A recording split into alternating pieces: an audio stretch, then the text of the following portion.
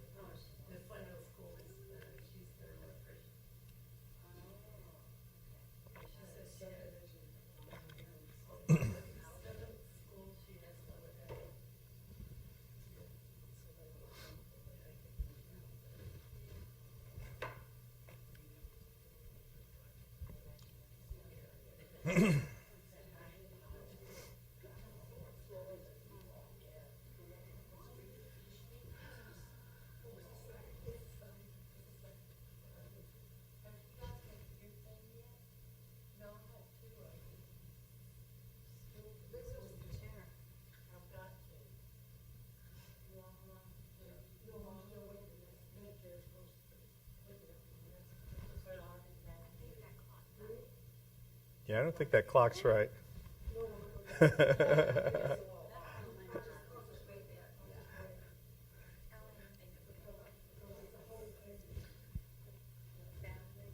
Looks like the second hand's sort of stuck, and it just doesn't have enough energy to make it all the way back up. Yeah, probably.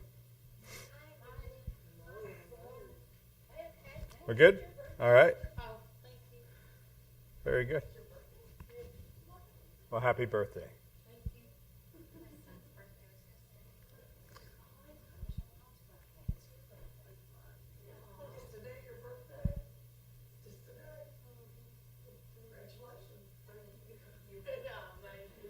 All right. It's about time to begin. Let's start with a word of prayer. Would you direct our minds? Good morning. Our gracious Holy Father in heaven, we thank you for this day, for the opportunity to assemble in this place and to worship you, listen to your word. Help us prepare ourselves for the coming week. We pray, Father, that you would help us to put away distractions, center our focus upon you at this time.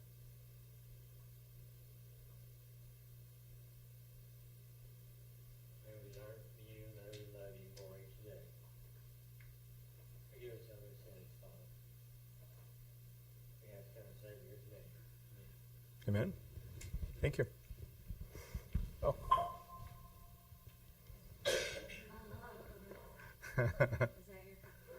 I don't know what that is. All right. So last week we spent a little time talking about background and overview of the class. A couple of, oops, are we back on the screen? Good.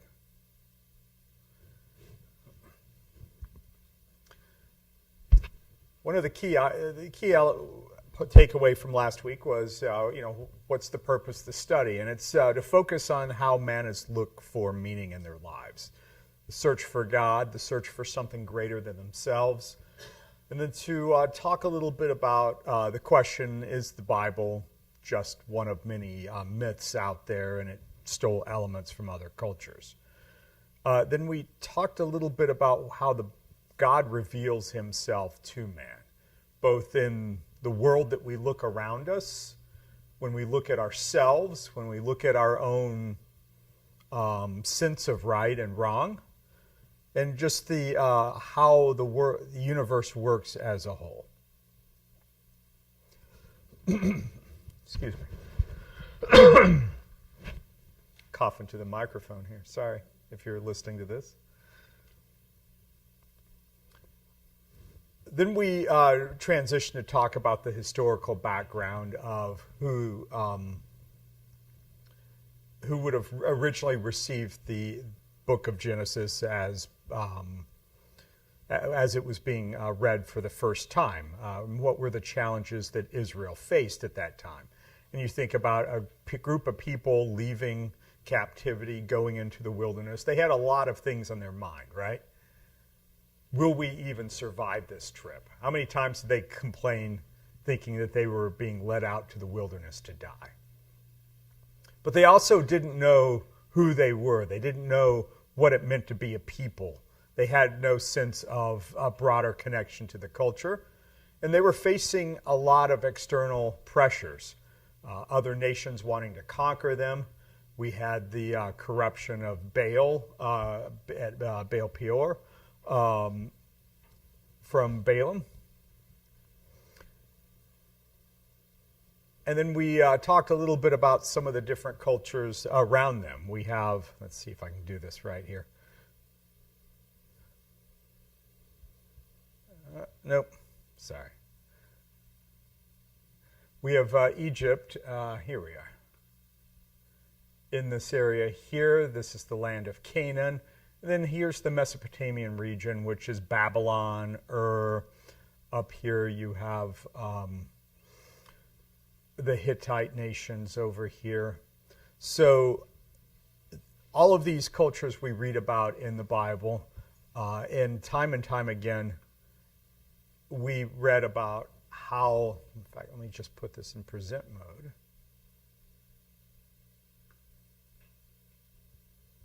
It works. About how they were following other people's gods, and how that was time and time again something that they were distracted with. Baal most frequently, but there were other cultures as well. All right. And so that brings us to the homework. Homework was look at the sunset. Let's tell us about it. How many of you guys took time to go out and see the sunset over the past week? All right. Oh, yeah, that's a beautiful picture. Mind if I look at that?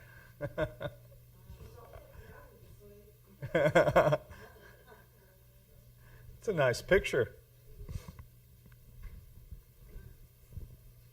Describe what you saw. Orange? Okay. I would put that under the factual details.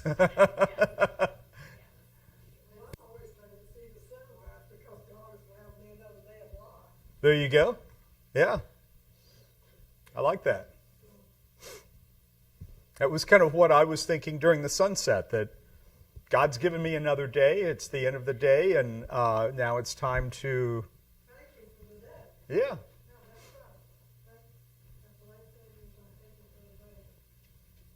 Yeah. What do you remember? So me, well, I kind of looked at it a few times this week. I would be heading home at 7:30, so I'd kind of see a few times.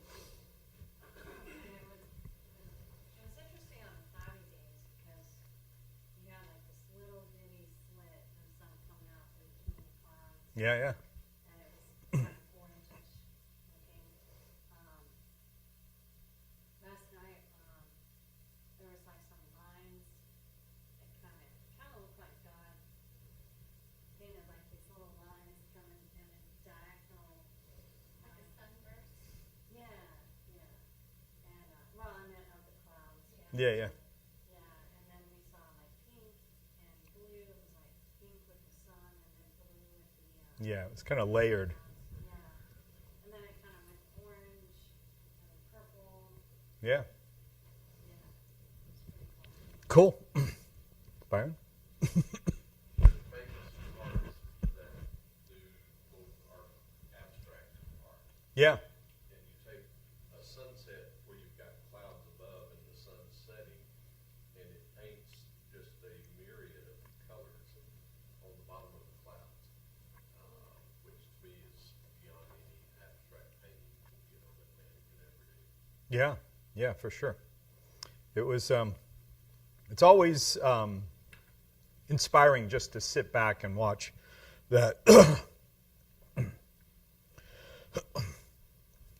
anybody else? It was interesting to me that whenever the sun starts setting, nature, that different bugs, Yeah. different things are going on than what happens during the day, and you can see that activity. Yeah. And that, how can that just happen, out of chance? Yeah, for sure. Yeah, and it's real interesting to see all the way everything just sort of shifts in their activity from that time of day. Yeah. Wasn't here last week, but I drove for a living, Mm-hmm. and I see sunsets from the north to the south, east and west. And the difference in sunsets, according to where the sun is at the top of where you are, will paint beautiful pictures depicting on where you are. But it's like, it makes you want to give thanks no matter how bad your day has been. It's a beautiful image. Yeah, for sure. What Ron was saying reminds me of when we watched the solar eclipse and it started getting dark. Oh, and Crickets. the crickets and the frogs started making their sounds. Yeah, that was kind of interesting. This is one of my favorites. Oh, that's pretty. Almost like a steel gray. Yeah. Oh, wow. Little show and tell. It's pretty. Angie just said as well, relief from heat. Relief from heat. That's true. Yeah. Yeah, so to appreciate it more, I think that some years back, Microsoft used Microsoft XP. If you ever used Microsoft XP before, they had a very nice picture of the sun rising. Mm-hmm. And, it went worldwide. Almost everybody was using Microsoft XP had that picture. Yeah. You could see the layers of colors from dark, light, and then the sun was so beautiful. That tells you how special God is. Yeah. Anytime that you open your computer and you see that picture, you get refreshed because you see something that is talking to you that, hey, the world is so beautiful. God is so good. It is. Yeah, that's really good. You think about, personally, when I go on vacation and I see some really incredible things, they're all natural. Going to the beach, going to the ocean, going to mountains or the forest or something like that. They're so beautiful. And none of them are man-made, are they? I can't think of many man-made structures. There are some really beautiful architecture out throughout the world that I've seen.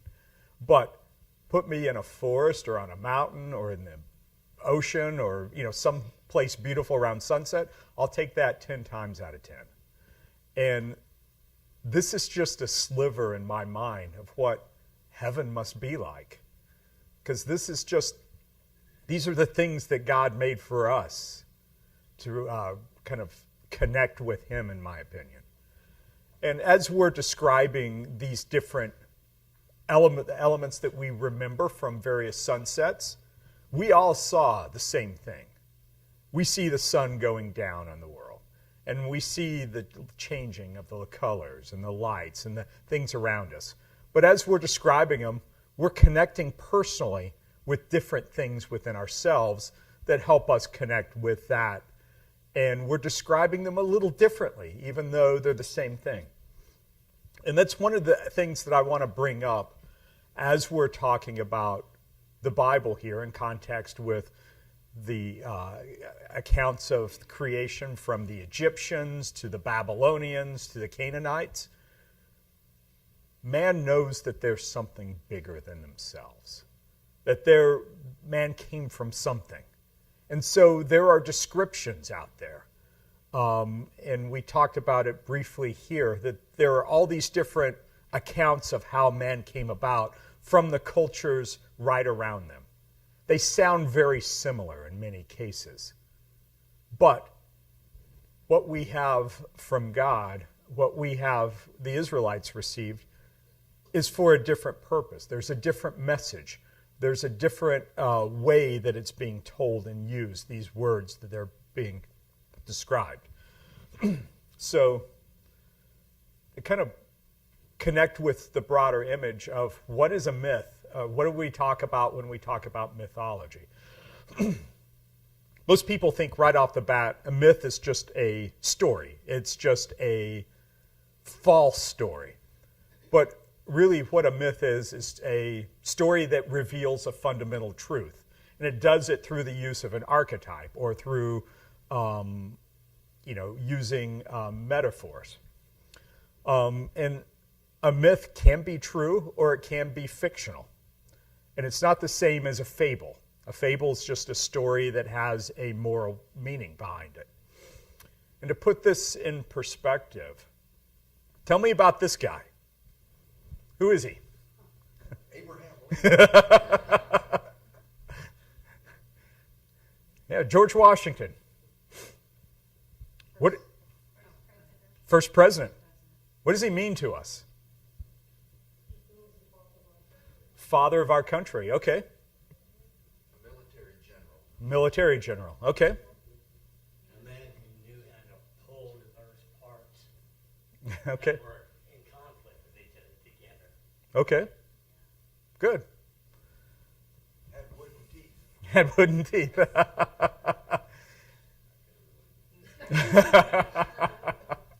There's no doubt George Washington literally existed. Despite what my kids think, I never met him. But I'm pretty confident that he existed. But there are elements of George Washington's life, of what he means to this country as a symbol, that are what we could say mythological in nature. So that's a way of illustrating that something can be mythological in the way that it describes its meaning and impact to a culture without, while still existing. Another way to look at this is there's the American bald eagle. What does the American bald eagle represent to us? Freedom. It's our national bird. Strength. Yeah. So even on our, I almost said logo. That's not a logo, is it? Emblem.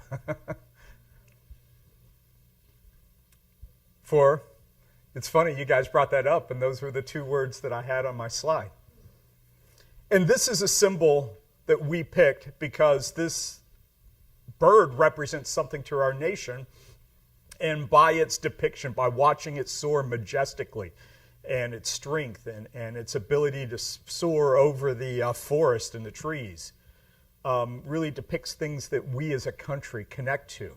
But we're not unique. Our neighbors to the south, not an American bald eagle, but a golden eagle, similar reasons, strength and freedom. And we look around throughout time, the Sumerians used an eagle to depict a bird that carries one of these gods up into the heavens. The Pawnee Indians, again, strength and protection.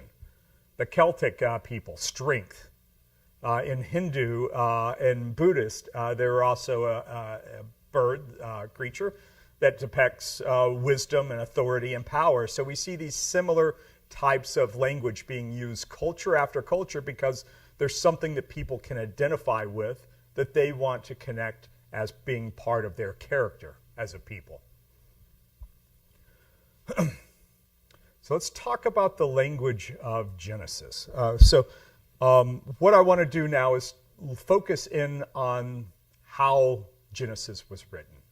I'm going to look at some of the structures of the book as well as the language itself. I'm not going to go super in-depth and go word by word through the chapter, but I want to highlight some key concepts here. Yeah. All right. First question.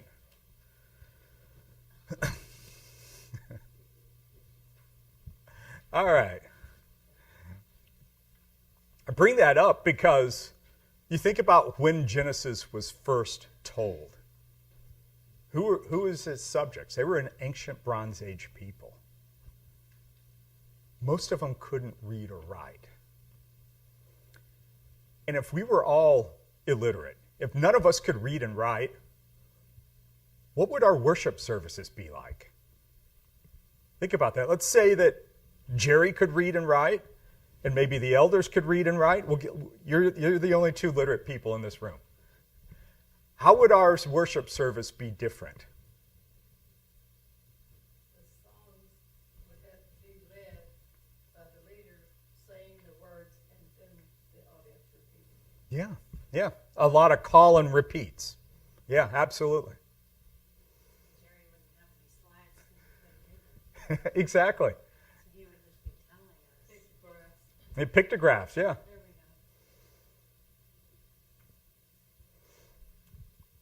What about these lessons?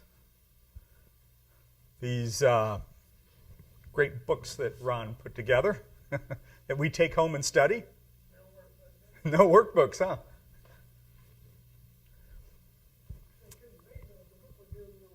Exactly. We would be much more dependent upon those that could read Mm-hmm. Yeah. and the accuracy or inaccuracy of it. Yeah. And that would put a lot of pressure on the elders and on Jerry to be very precise in their knowledge and to understand all the details behind it. And our daily Bible reading, that wouldn't exist because we wouldn't have a Bible to begin with. Record keeping was often put on someone with a good memory. Yeah. And they might tell that generation that it caught on. Right? And lesson books. So we talked about this briefly. What were some of the challenges that the Israelites faced? Currently, when we read Genesis, we think of this book from the perspective of creation versus atheism, faith versus science. But those weren't things that were top of their mind. They had no idea what a planet was. They had no idea about evolution. They had no idea about any of these things. They were just trying to get out of Egypt, get across this desert, and make it to a promised land. They want to know, why are things so hard? How am I going to make it through this day? Why is the world fundamentally broken? And who is this God that I should have a relationship with him? You know, on that last one of the points of reference, because of the illiteracy and that sort of thing, in the Egyptian environment, and this is where Moses, was using as the reference point, Yeah. Pharaoh Mm-hmm. was considered a godlike figure. Yeah. So they're having to do a comparison to that. It wasn't an academic type exercise. Not at It was all. like generations had grown up. Yeah. That's who Pharaoh is. Yeah. Pharaoh was considered the manifestation of one of their gods walking the earth. And his word was considered divine power. And so them leaving Egypt, and we'll talk about this in 3 weeks, I think, or 2 weeks. I'll have to look at. But this is what they grew up with, generation after generation, being told, Pharaoh is your king. Pharaoh is your God. Now there's this other God. So now Moses is retelling them this story about who God is and where they came from. So let's look at Genesis 1:1. This next slide took me longer to build than any other slide that I did in the entire deck. Why is that? I'll show you.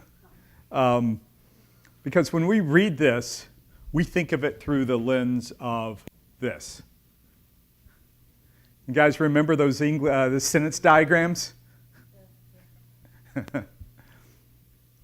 we break it down into the sentence structure. You have the prepositional phrase, the object of the preposition, the direct objects, the subject, the verb, all this stuff. And we try to analyze it, piece by piece here.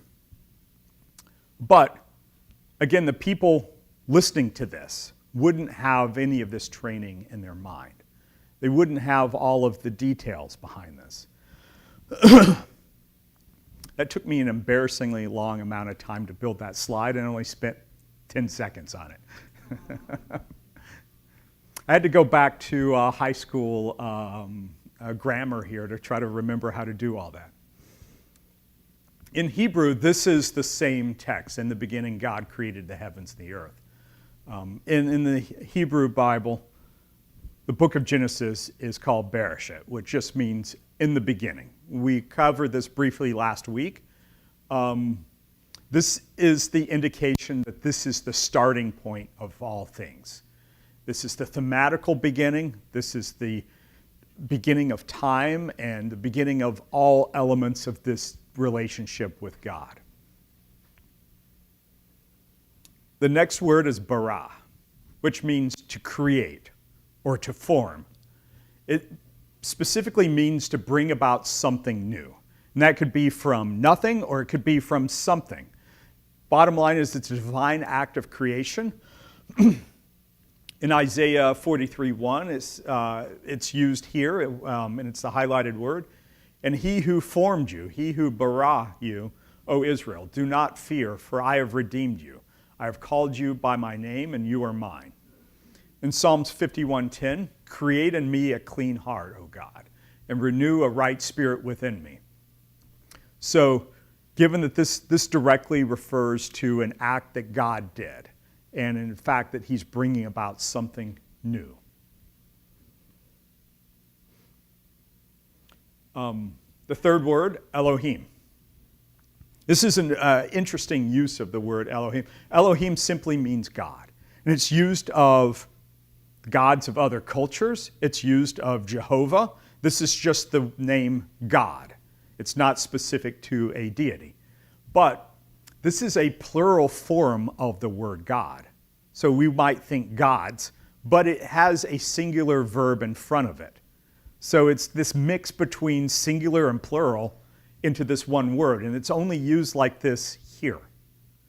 So it's kind of this interesting mix between singular and plural, referring to Jehovah. We see it used in discussion, in referencing the gods of Egypt or of Baal.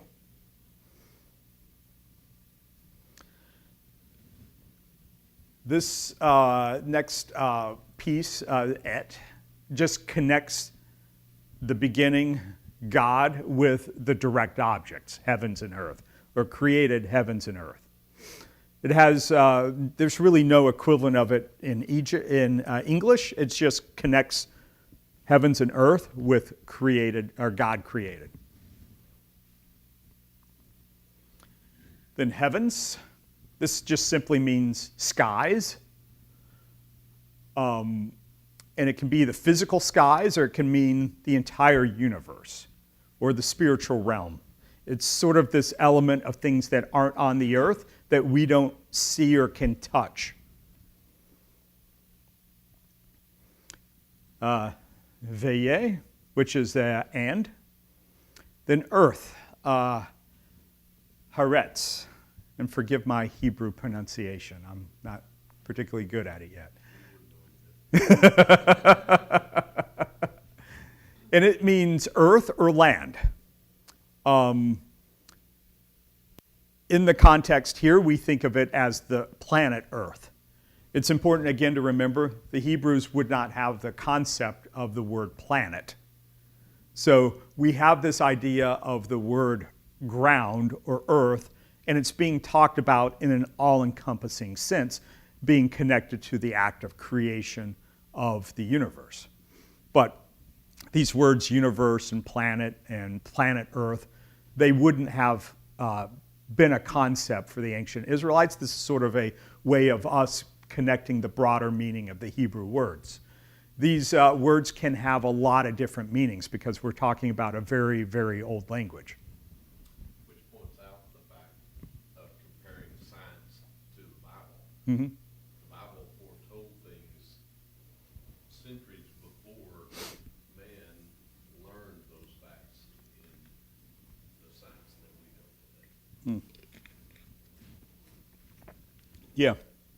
Now, I think this kind of points to the way that languages evolve over time, that as people get more specialized knowledge, they start to connect and be more specific in their language. In Genesis 4, the same word is being told to Cain.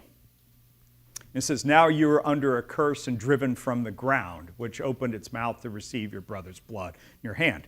It's the same word. We're thinking earth, but in this case, it's just translated to ground. So it's important to take the context of a particular chapter and connect it in to how the word is being used. So as we look through this in Hebrew, and I just went through that fairly quickly, but we have to look at, we have to basically look at the sentences, we have to look at the language differently. Focus on the concepts and the meanings as opposed to the breaking down and analyzing all the sentence structures and things like that. A lot of times the words describe a function or how something is used as opposed to being a precise descriptor. When we think of birds, we're probably thinking of a very specific species of birds, like the American eagle or something like that. Genesis used the birds of the the creeping things of the field to describe a whole host of different animals. Now, one of the things that we'll get into here shortly is this is something that's spoken out loud. This breakdown of word to word isn't something that people would see. So there's a lot of things that they'll do to make the chapter memorable. If I wanted you to remember something for next week, I might say, remember this phrase, Holly rode the roads to Rhode Island. And that would be using the same word 3 different times that sounds alike with different meanings, and it's going to stick in your head, maybe. I don't know. I'll ask you next week if you guys remember. But there's also a lot of repetition. Let's talk about the writing style. To make it easy to remember, how many of you guys remember the 7 days of creation? Can you go in order? Maybe? This will help you remember. If you look at days 1 and 3, 2 and 4, and 3 and 6, they all tie together. So instead of remembering 7 days, remember 3. Day 1, let there be light. Day 2, let there be an expanse in the midst of the waters, and let it separate the waters above from the waters below. Day 3, let the waters below the heavens be gathered into one place, and let the dry land appear. So we have light, we have sky, and then we have land and ocean. 3 things. Day 3 starts out, you have the light. So what happens? He populates the light with the stars. So you have the light separated in day 1. Day 3, you see the stars being kind of put out there. Day 2, you have the waters being separated from the sky. And so what happens? You have the oceans being populated with fish and the skies being populated with birds. Then finally, day 3, you have the dry land appearing. And what happens in the dry land? The animals. This is parallelism. You see that there's 3 days of the forming of the core elements of the world. Then you have 3 days of populating those same elements with the things that they directly correlate with. This makes it a lot easier for someone that's not going to sit there and read through the Bible because It would have been on stone, right? Or papyrus or something they couldn't read. This helps them anchor into a way to remember these things in a way that's significant. And then, of course, the seventh day, God rested. That a little easier to remember? But it also, in addition to being easy to remember, shows God set in place the elements of the universe, and then he filled those elements of the universe.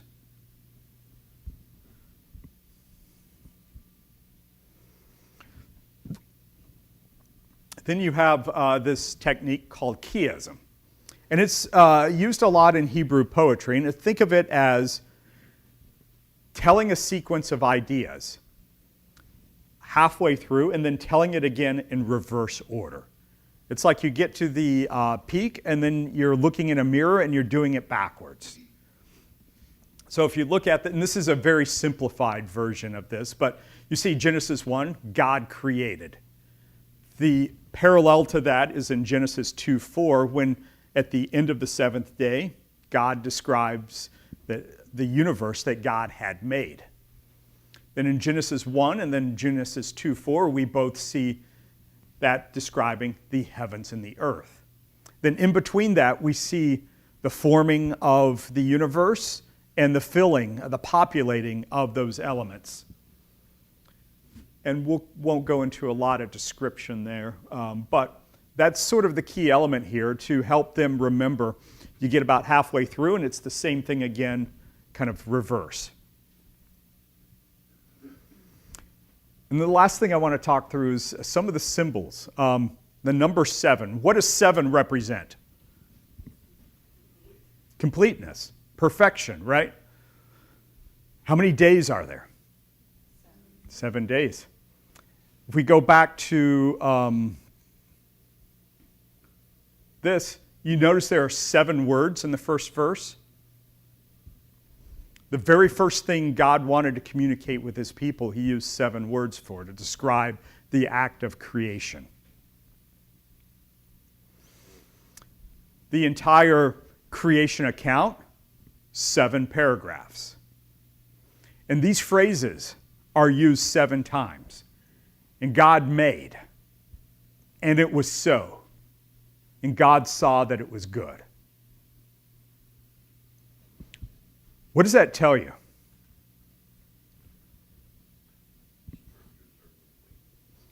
That this account is complete. It's perfect. I can see how using those phrases for people that couldn't read. We kind of read it and like, okay, you know, I've read this before, but they're hearing it, so it helps. I can see how that would help them remember using the same phrases over and over. Yeah. Is there a device that a literary device that we use in which you have some words that are different, but then periodically throughout that you have a repetition of the same phrases? Poetry. When we get up there and sing, you have the chorus, right?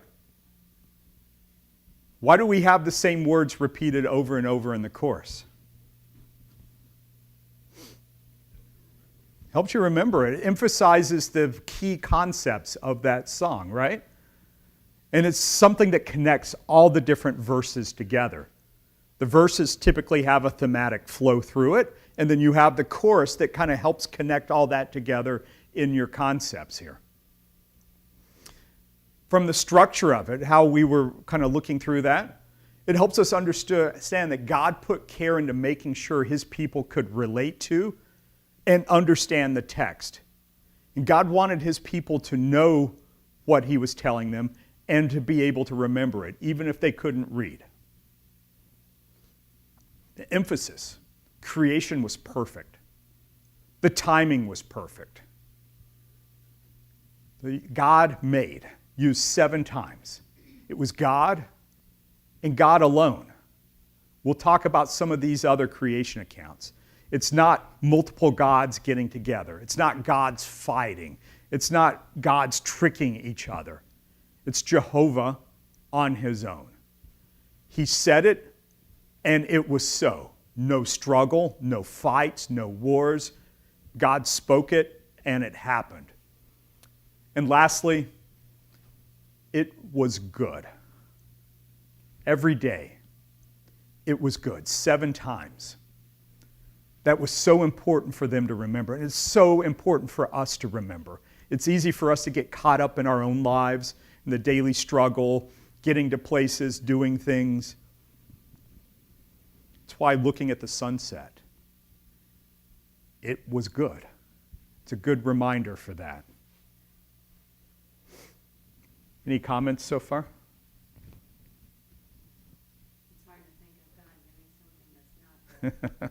Yeah, it's true. And to me, it's a way of him reinforcing his people how they should look at the universe around them. They see the struggle, but there's also so much good out there. All right. Adam, let's talk about Adam. There's this element of play on words that are being used in the book of Genesis 2. And I want to talk through that very briefly. This is the word for Adam. It means the man. I don't know if Adam was literally his name or not, but the word Adam just means man or ground. And Adama means ground. So when we read Genesis 2:1, the Lord formed Adam from Adama. Isn't that interesting? You see, man was formed from the ground. How does God relate that to them? He uses the same word, sort of like road on the roads, right? Eve. Adam called his wife Eve, which means life, because she was the mother of the living. So Eve was called life. She's the mother of the living. Again, connecting the purpose of Eve to her name. Adam, connecting him from where he was formed from. All right. I don't know if I'm going to make it through this, but when we talk about the fall of man, the introduction of sin, there's 3 words that are used. And can you spot the difference between these 3 words? In the original Hebrew, there weren't even the vowel points here, so it would have been even more difficult. Where the dots are. You can kind of see where the dots are. And that means Aram, and Iram. I completely butchered that, so if you speak Hebrew, my apologies. But this is used in Genesis 2:25, Genesis 3:1, and Genesis 3:7. This is that connection of using words that sound almost exactly the same, but have different meanings. In Genesis 2:25, it means naked or bare. And it's meant in an innocent sense. This is how Adam and Eve were described as being before God. They were naked and not ashamed. There was no evil, there was no sin. They were in a state of innocence. You could say they were naive. Then we have the introduction of the serpent. This word means cunning or crafty. And how was the serpent cunning or crafty? He appeals to them to be wise, appeals to them to gain knowledge. That was the core thing that Satan threw out there. You can be smart, you can be knowledgeable like God. And what was the knowledge that he tempted him with?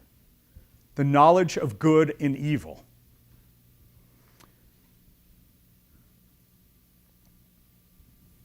And what knowledge did they really gain? When we look at Genesis 1:4 and 10 and 12, the 7 times, how was the world described? As good. Did man already have knowledge of good? They were surrounded by it. So when Satan is sitting there tempting Eve for the knowledge of good and evil, what is he tempting her with, really? The knowledge of evil. They knew what was good. Satan was tricking her into accepting evil. And the result is this third word, Iram, which means bare or exposed. This is when they looked upon themselves, they saw they were naked. This is a different term than what we see at the end of chapter 2. It's often used in the Old Testament to describe captives that are taken off into slavery, that they're completely exposed. So what we see, and what we hear, I should say, is that a man and a woman were in a state of innocence. And as a result of cunning, their search for knowledge left them in a state of helplessness.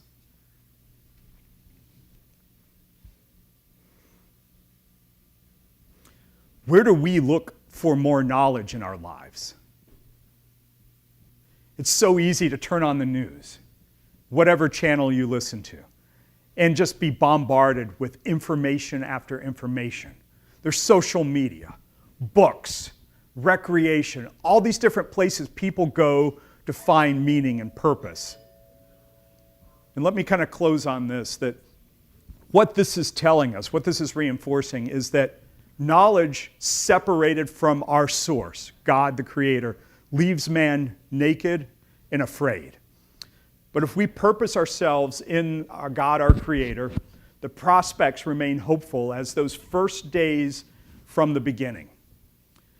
That revelation comes not through our screens, not through our phones, but through the voice that's called us through the ages, through time. The same voice that reached out to Adam after he sinned and said, "Where are you?"